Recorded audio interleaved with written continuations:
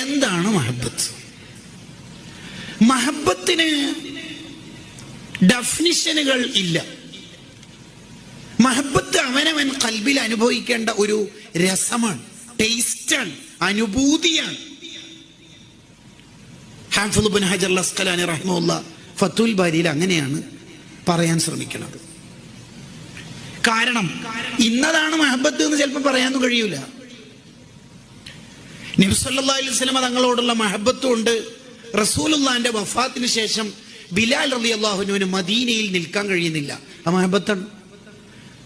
മദീനയിൽ നിങ്ങൾ കുറെ കാലം നിന്നാൽ ആക്രമിക്കപ്പെടും, കൊല്ലപ്പെടാൻ സാധ്യതയുണ്ട്, അതുകൊണ്ട് കൂഫയിലേക്കോ ബസറയിലേക്കോ നാട് വിട്ടോളി എന്ന് കലാപ കലുഷിതമായ കാലത്ത് ഉസ്മാൻ റളിയല്ലാഹുവിനോട് പറഞ്ഞപ്പോ ഞാൻ എൻ്റെ മുത്തുനബിയുടെ മദീനയിൽ നിന്ന് പോവില്ല, അത് മഹബത്താണ്. ഉസ്മാൻ റളിയല്ലാഹു മദീനയിൽ നിന്ന് പോകാത്തത് മഹബത്ത്, ബിലാൽ റളിയല്ലാഹു മദീനയിൽ നിൽക്കാത്തതും മഹബത്ത്. അപ്പൊ പിന്നെ എങ്ങനെ മഹബത്തിന്റെ ഡെഫിനിഷൻ പറയാ? എങ്ങനെ പറയാം? അത് അവനവൻ ഹൃദയത്തിൽ അനുഭവിക്കേണ്ട ഒരു അനുഭൂതിയാണ്, ഒരു ടേസ്റ്റാണ്, ഒരു സുഖം.